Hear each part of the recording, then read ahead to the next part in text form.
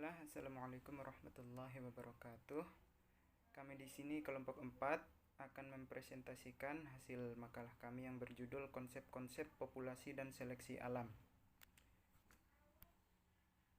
Langsung saja yang pertama, populasi dan seleksi alam. Populasi adalah sekelompok individu dari spesies yang hidup pada region yang sama pada saat tertentu. Populasi sebagaimana organisme tunggal memiliki ciri atau atribut yang unik seperti laju pertumbuhan, struktur umur, rasio jenis kelamin, dan laju mortalitas.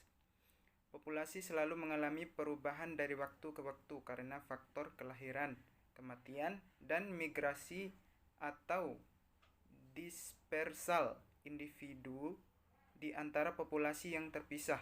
Secara etimologi, seleksi alam adalah kemampuan alam untuk menyeleksi organisme yang hidup di dalamnya sehingga hanya organisme yang mampu menyesuaikan diri terhadap lingkungannya yang dapat bertahan. Mekanisme ini terjadi secara berangsur-angsur dalam periode berjuta-juta tahun yang lalu. Selanjutnya, variasi dalam populasi.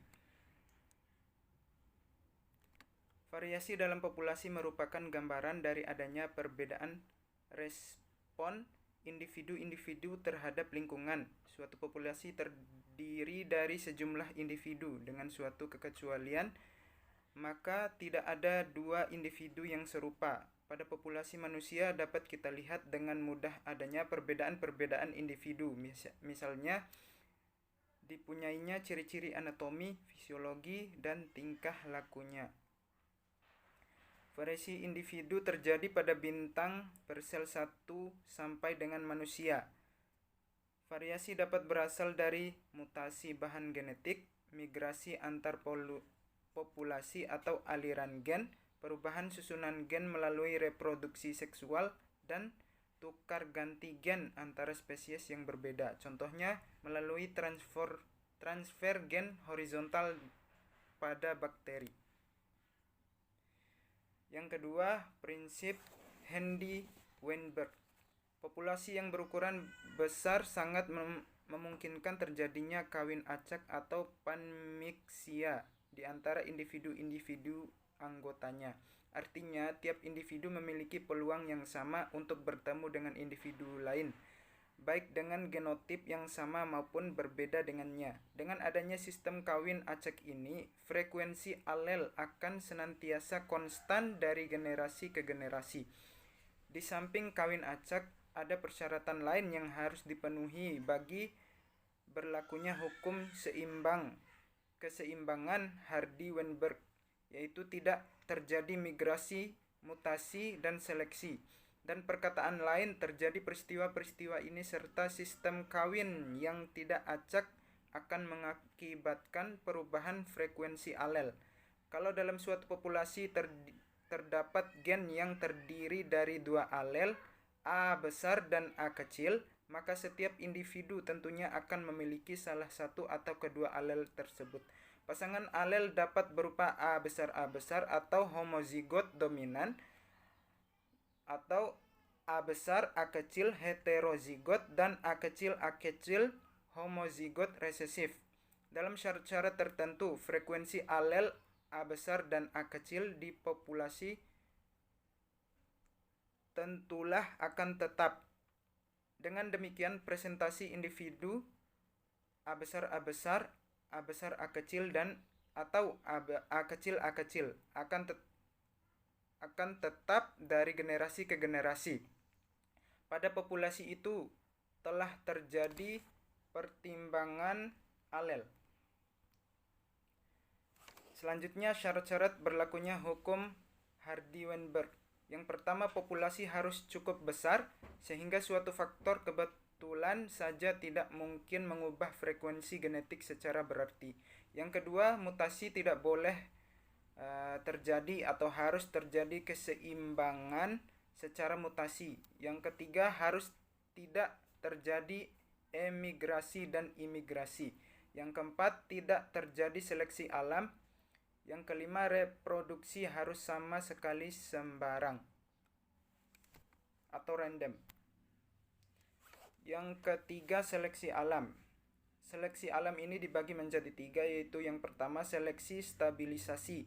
Seleksi ini sering terjadi pada semua populasi dan cenderung memperkecil keekstriman atau penonjolan di dalam kelompok. Dalam hal ini, hal tersebut mengurangi kemampuan menghasilkan variasi dalam suatu populasi.